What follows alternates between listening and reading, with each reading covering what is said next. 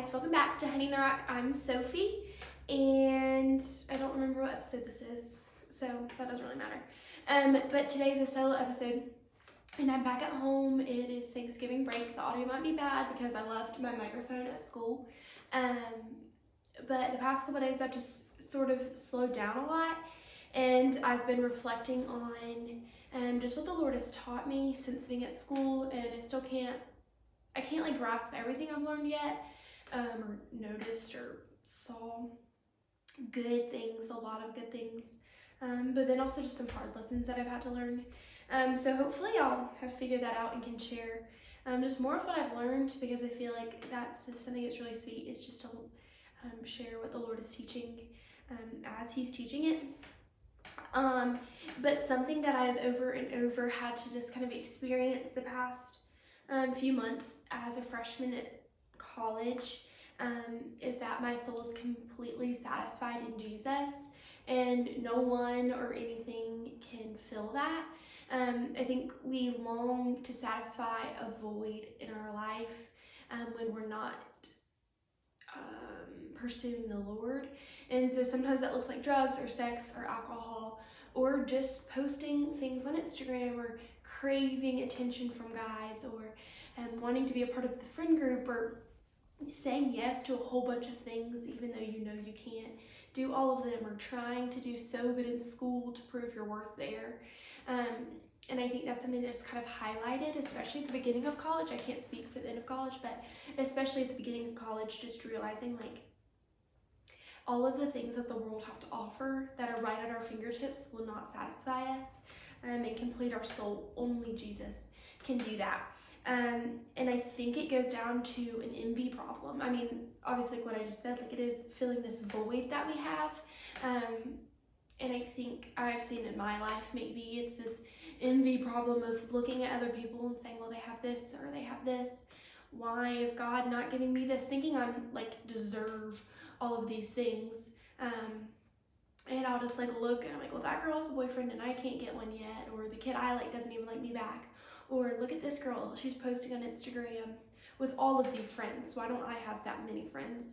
And I think it's just really easy to look at other people's lives and think that they just have it so much better than we do, which is never a good thing. I mean, growing up, I always heard comparison is a thief of joy, and I do think that's true. I mean, if you're comparing your life to everybody's all the time, your joy is stolen, because what good is that? And just to like notice the good things in our life, just being grateful. And I've just had to work on like saying the things that are in my life that I'm thankful for, and the Lord, how He's been good to me and gracious to me. But all of this really does go down to this big lesson I learned a couple weeks ago with a guy. I think it's normal to like want a relationship, and there's power in like two people coming together as one in marriage, and I think that's how God created us. Not that everyone has to get married, but most everyone's going to get married, and most everyone has the desire to date somebody for the intent to be married to that person. And like I've never had a boyfriend before.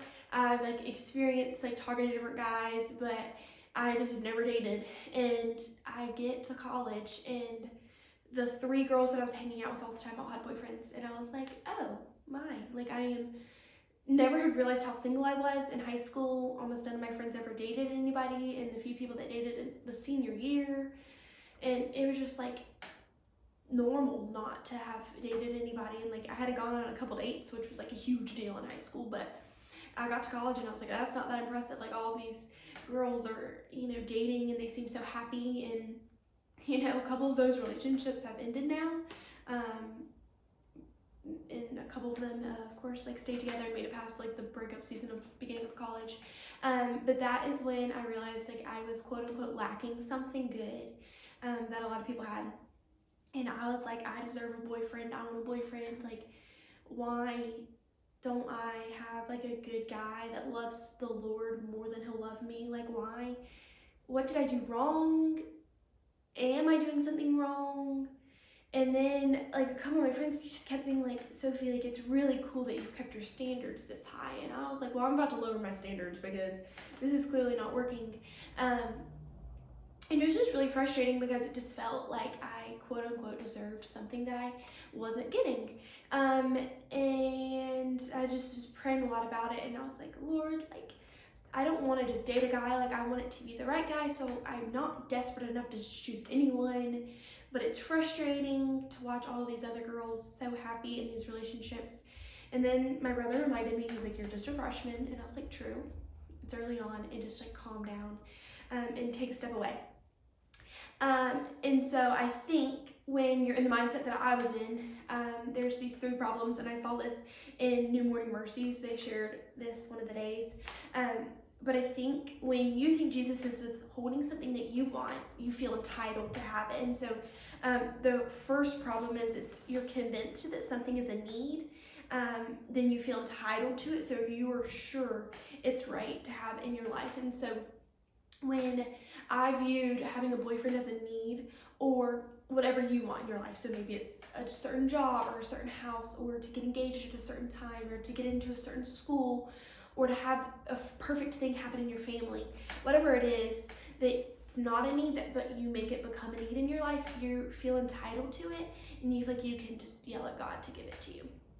I think the second thing is what I just said, you feel as though it's your place to demand for it. And so we start demanding God for something that we think we need, that is what we thought is a need when it really is not a need in the first place.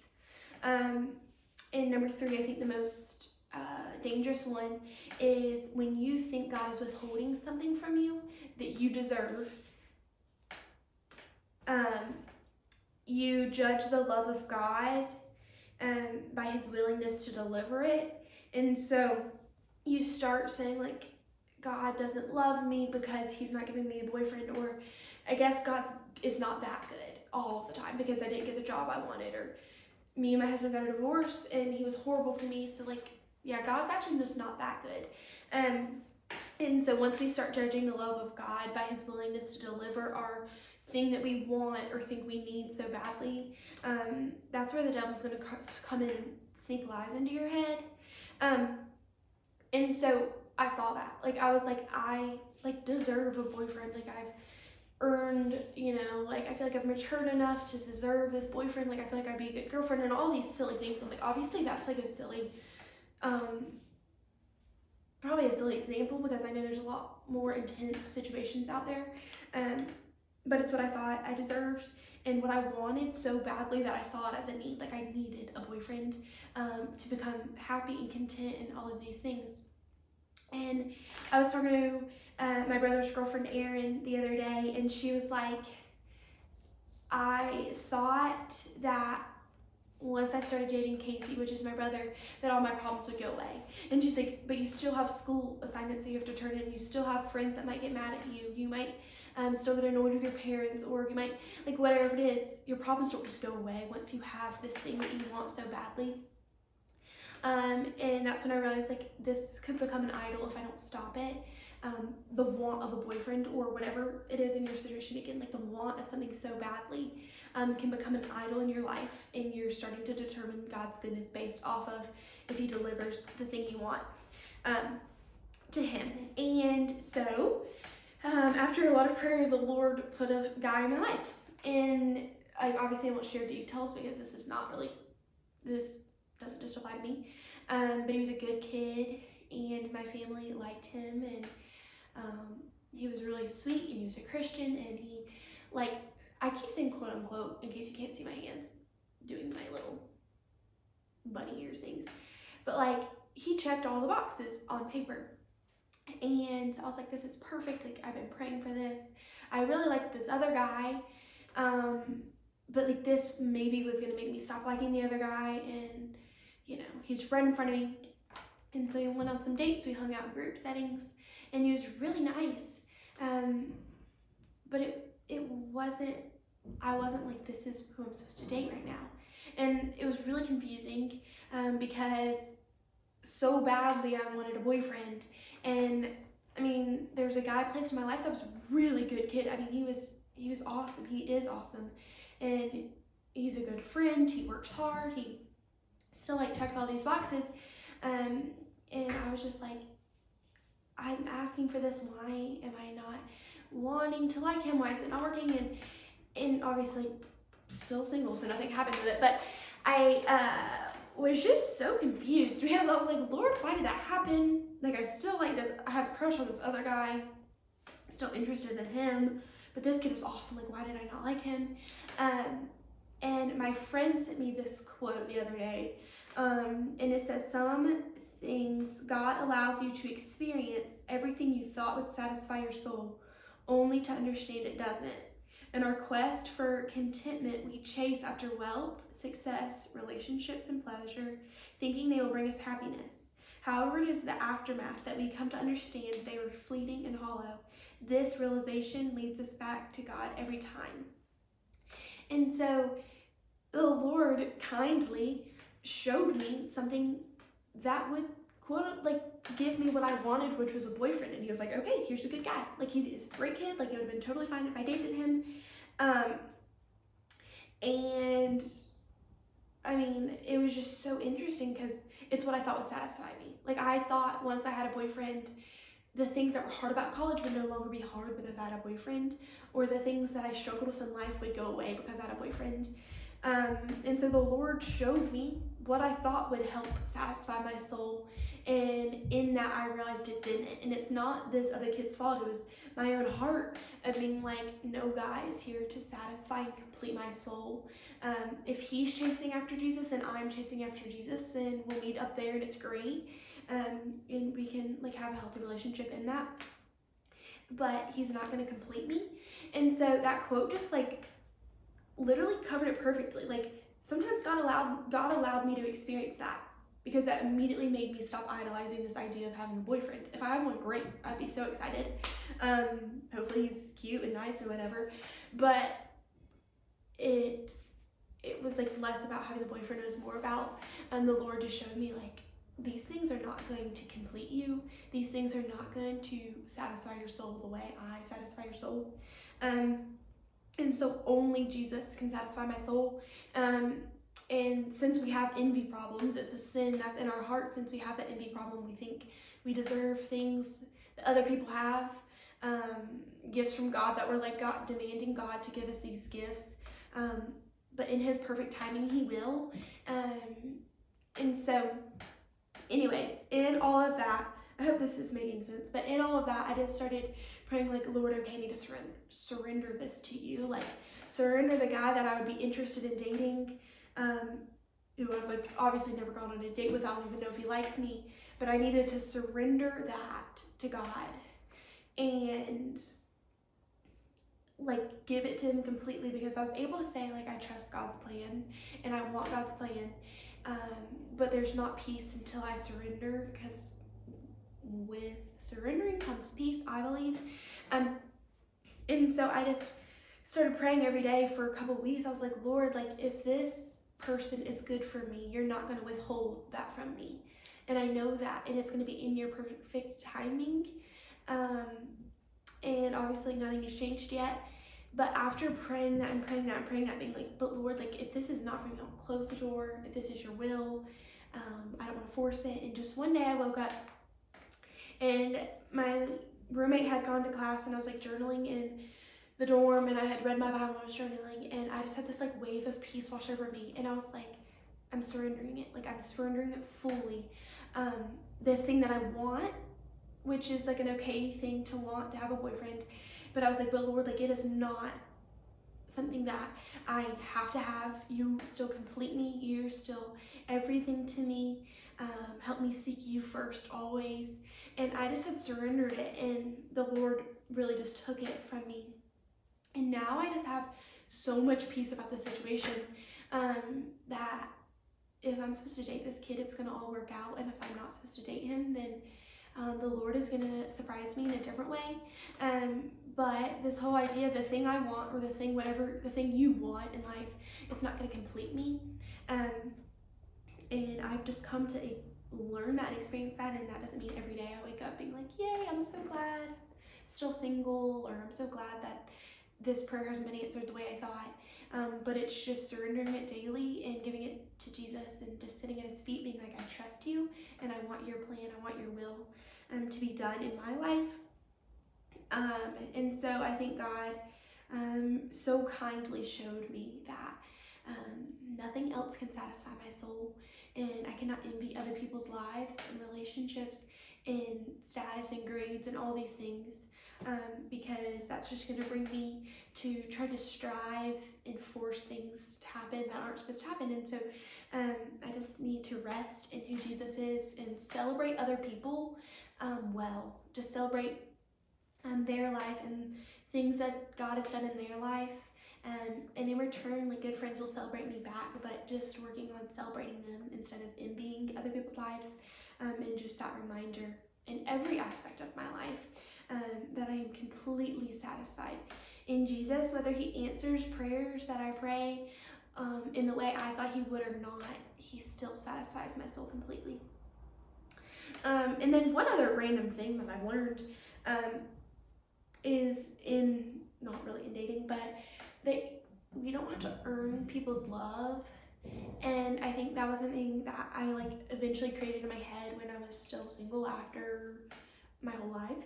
I'm only 18, I know, but still, whatever. That it's like, I'm not gonna earn other people's love. I don't earn God's love. When I'm just kind and gentle and loving in myself to other people, they're gonna love me for who God has created me to be. And I don't have to earn that from other people. And I think a lot of freedom came in that too. And just going on a couple dates with this friend, I learned some guy will pursue me the way I deserve to be pursued. And I have the ability to love somebody intentionally in return of just I don't know. So I don't even know if that makes sense or if this makes sense, but the thing the Lord has been teaching me, and I pray that you find it encouraging too, is just the reminder that our soul is completely satisfied in Jesus. And that once we put ourselves on a pedestal where we think we deserve certain things from God, is where sin comes into the picture, and it is not good, and it's not healthy at all. The quote I was going to say is, today you'll envy the blessing of another, or you'll bask in the wonder of the amazing grace you've been given. And so it's either a choice, either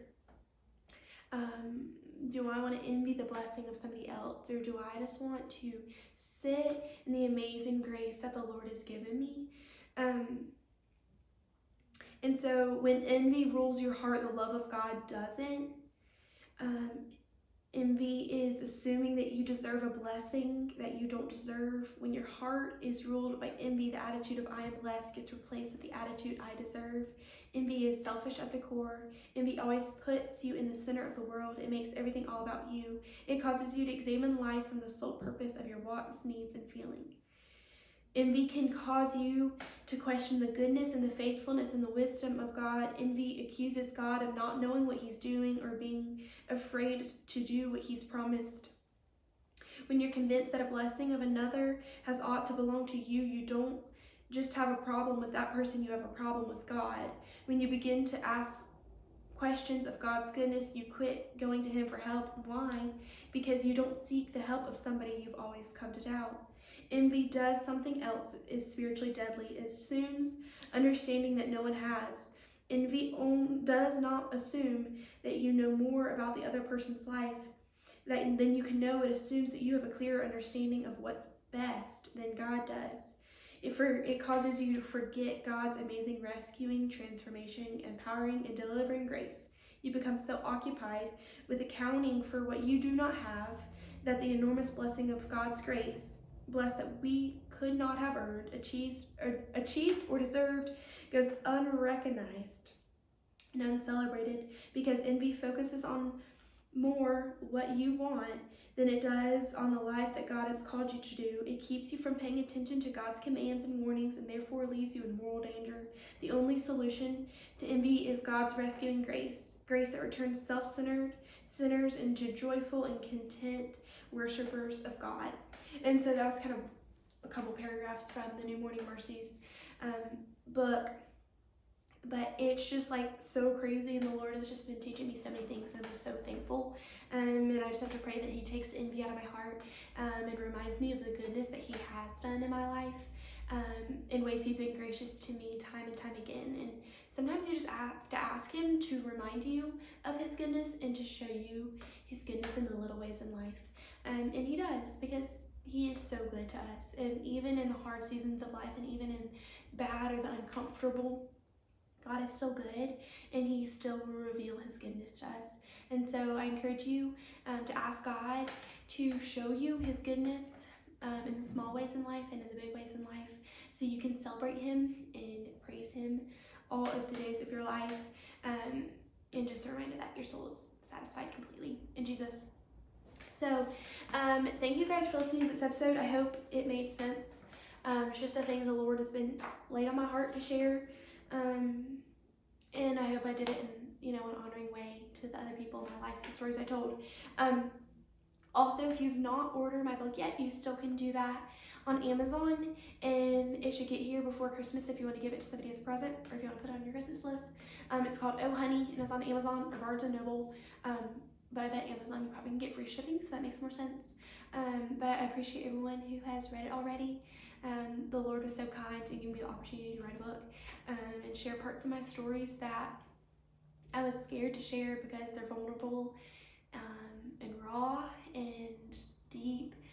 But the Lord has just showed me so much goodness that I couldn't help but share. So thanks for everyone who's already ordered the book. Maybe get it for somebody for Christmas if you enjoyed reading it. And thank you for listening, and I'll see you next week. Bye.